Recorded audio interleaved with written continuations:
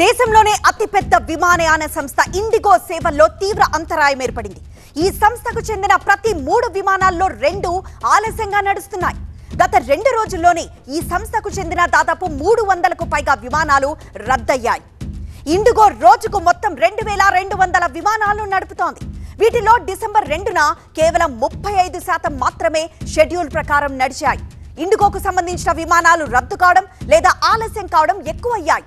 వీటిలో ఢిల్లీ ముంబై, ఢిల్లీ బెంగళూరు, ముంబై బెంగళూరు వంటి కీలక మార్గాల్లో ప్రయాణించేవే ఎక్కువగా ఉన్నట్లు తెలిసింది. టెక్నికల్ ప్రాబ్లమ్స్, ప్రతికూల వాతావరణం, ఎయిర్పోర్టుల్లో రద్దీతో పాటు సిబ్బంది కొరత వల్ల ఇలా జరుగుతోందని చెప్తున్నారు. మొత్తంగా గత 2 రోజుల్లో దేశవ్యాప్తంగా 300కు పైగా విమానాలు రద్దయ్యాయి.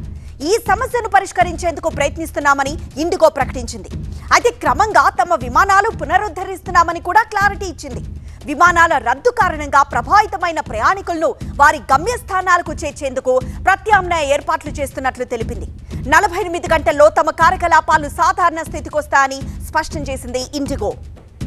ఇక విమానాల ఆలస్యంతో ఎయిర్ సేవా పోర్టల్లో ఫిర్యాదులు పెరుగుతున్నాయి.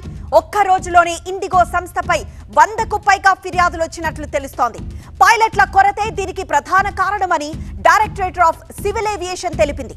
కొనసాగుతున్న రద్దీలను పరిశీలిస్తున్నామని, సమస్యను పరిష్కరించేందుకు ఇండిగో సంస్థతో కలిసి పనిచేస్తున్నామని తెలిపింది.